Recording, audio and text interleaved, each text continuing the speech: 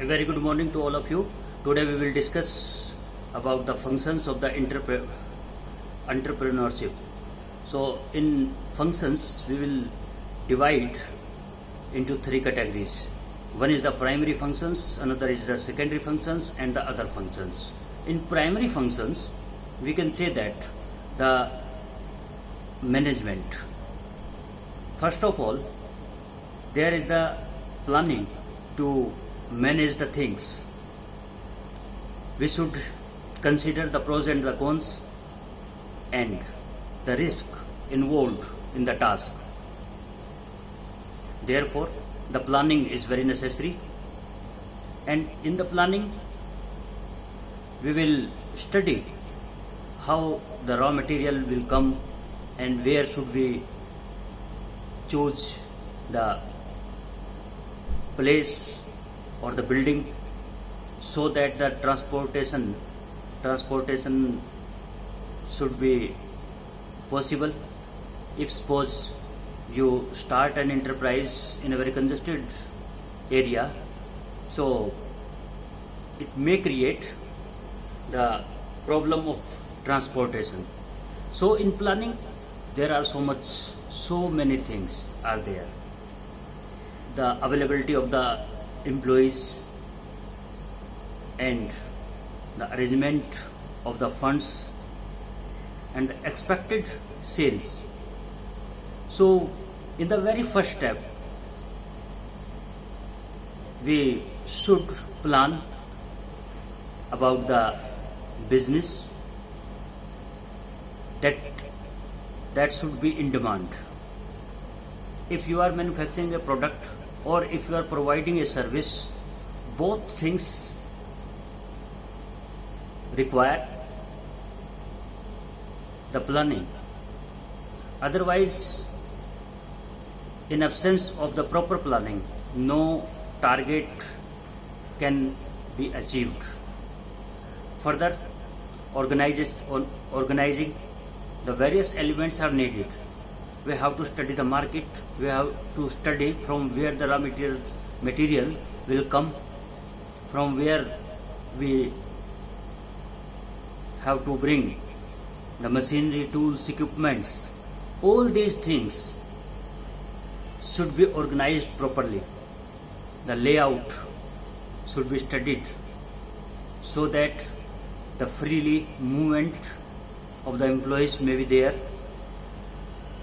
and the different departments is also necessary to handle or to run the activity of related to the business or to provide the service.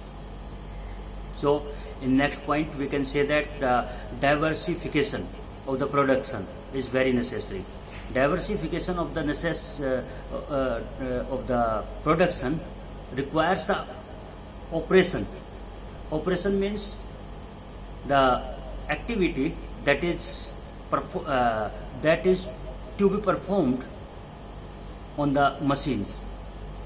So proper operation of with the machines should be there. Technical hand or the persons who have skill should be hired, and there is a need to divide different departments inside the organization, whether this is small enterprise or whether this is large enterprise. For instance, there may be separate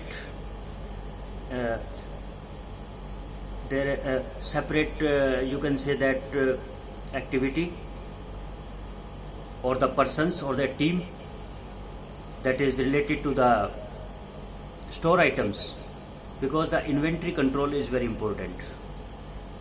To manage the inventory or to take care the preservation of the inventory is very important. A survey or a research says that it is if 2% raw material is preserved during the inventory control, that will generate the revenue which is equivalent to the sale increased by 10%. So now one can imagine it is very difficult to enhance the sales up to 10%, but it is very easy to preserve the material through a small care related to the inventory control. So this department, this diversification is related to the raw material, preservation of the raw material or the chemicals. If we are going to start an enterprise which is related to the chemicals and preservation.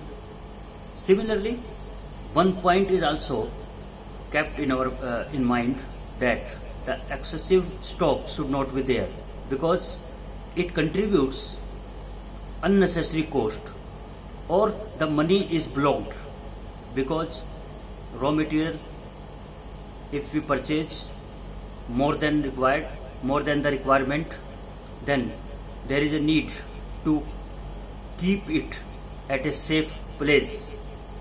There is a need to take care of it.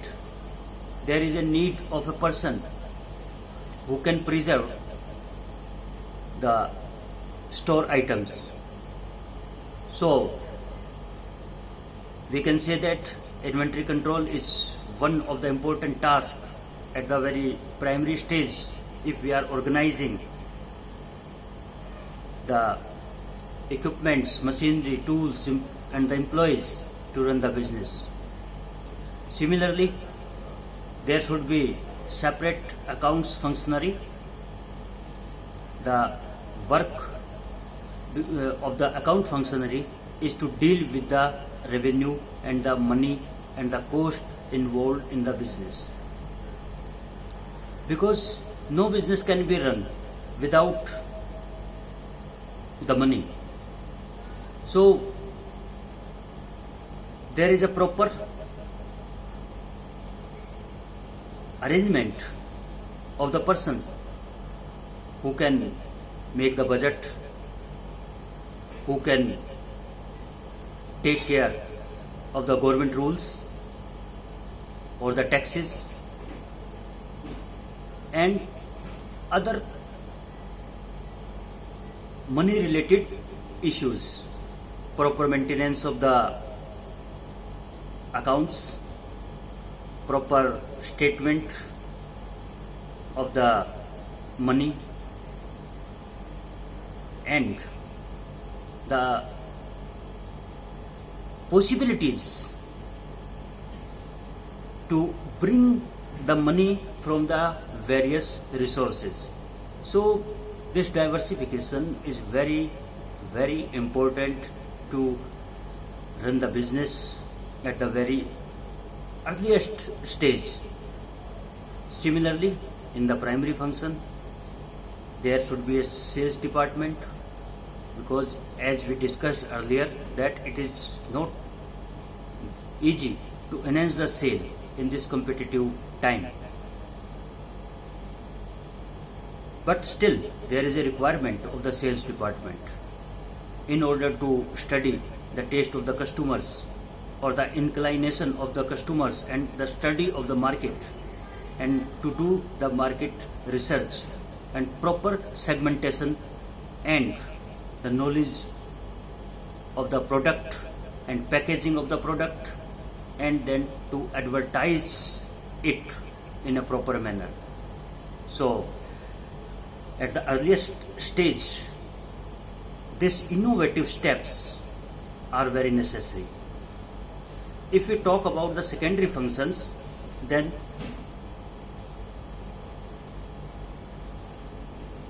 we should bring those resources which can provide the funds to the organization. A good entrepreneur brings the resources together, or he attracts or impresses the persons through the ideas or through the innovations, through his or her attitude, to the persons who can invest the money in the business. Because to start a business of medium type, there is a need of huge funds, and there is always risk. So to cope up with such type of problems, an entrepreneur should make a team to organize and manage such type of things. And the duty and the responsibility or the skill of an entrepreneur is to attract the persons who are ready to invest in the business. Further, when the business gets a startup, then there is a need to expand it.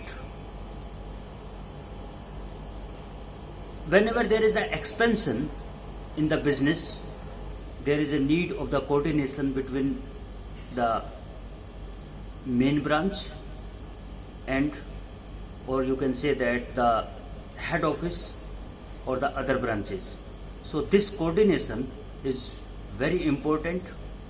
For this, there is a communication skill is required, and a good entrepreneur should have this capability to manage such type of setup, or to make the environment conducive for the work.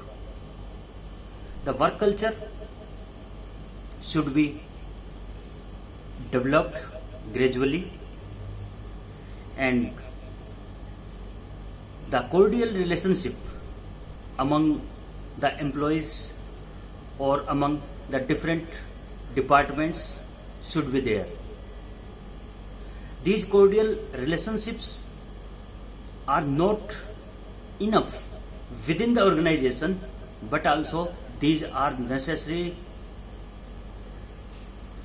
to be maintained with the external agencies, for the vendors, with the customers, to satisfy the customers, to ponder on the complaints of the customers should be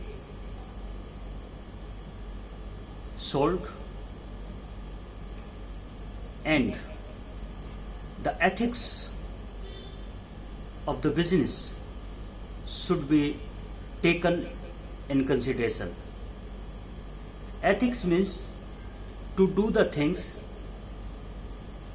with sincerity and honesty, and there is no traces of the actions related to deception or cheatings. A businessman should be honest to provide the services or to provide the product. He should know about the product with utmost care, so that the complaints may be removed, and a proper discussion with the customers or a proper discussion with the other persons should be possible. If an entrepreneur lacks in knowledge of his or her product, then there is a possibility to be not in a position, that the entrepreneur may not be in a position to discuss with the other persons. So there are also external agencies, like as the government agencies. There are the different type of the taxes, there are the different type of the formalities, custom formalities are there, or disaster management is also there. There are the rules. If you are running a business, then the safety of the employees is also important. So to cope up with such type of tasks needs a particular type of skill as well as the cordial relationship among all the departments, or in other words we can say that there is a proper coordination among the different departments, because a business is a teamwork, and if there is no proper coordination and no proper communication among the employees or among the various different departments, at that time there is no possibility to run the business successfully. So the desired goals are achieved only when there is a proper diversification of the production, there is a cordial relationship between the employees and the other external agencies, and to solve the problem of the laborers. To arrange the labor is a task, and then to solve the problem of the labor is different task.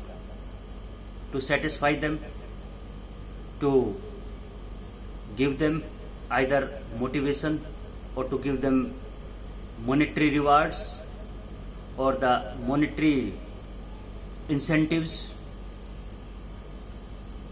and to lead them in a productive way